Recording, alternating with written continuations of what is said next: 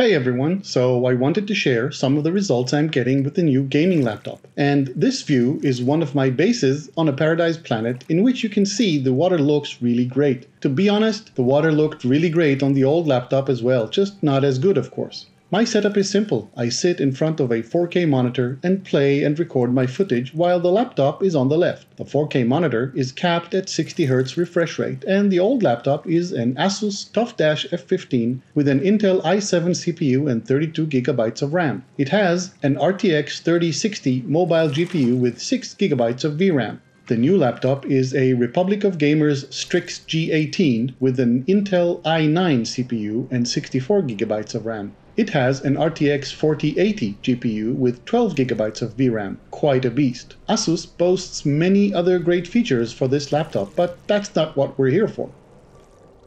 I'm going to compare the 60 FPS results for the two laptops, both in the graphics and the amount of CPU-GPU utilization. I will also show what I get when I render 60 FPS on the built-in display, which is a 2560 by 1600 display.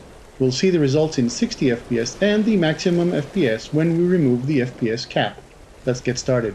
First, let's put the settings of the two laptops side by side. You can see the new laptop on the left and the old on the right. The only difference is VSync, in which triple buffered means higher VRAM use for a smoother image and a bit of latency. You can see the 4080 has most things on Ultra, whereas the older 3060 has a balance around Enhanced. This is very significant when looking at reflections, post-processing, volumetric effects, as well as water quality, etc. Here, the difference is even more pronounced, Ultra and High on the 4080, and only water and base complexity on High for the 3060. The 4080 has anisotropic filtering at 16 compared to 1 for the 3060, and GTAO, which enhances shadows, is off on the 3060 and Ultra for the 4080. The anti-aliasing is DLSS on both, except the 3060 trades quality for performance. Alright, let's compare some rendering. We're watching the render from the old laptop. Let's first switch between them so it's clear. Let's look at the same part, okay? The conditions are very similar, but you can easily see the difference in the reflection of the mineral protruding from the water on the water itself. There is none on the right. On the 4080, we see fine ripples far into the distance, whereas with the 3060 on the right, fine ripples stop at this point. And it's clear that it's a rendering issue and not different conditions because it stays that way. Keep watching, but take a quick glance at the statistics line. Both machines are doing 60 frames per second.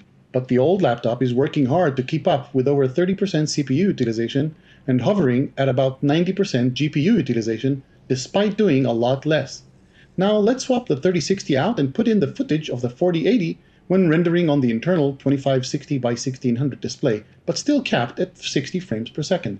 Scaling to 4K from the built-in display's 2560 by 1600 resolution is done offline by the video editing software, and we can see that the conditions are similar, but the GPU is around 20% less utilized in this scenario.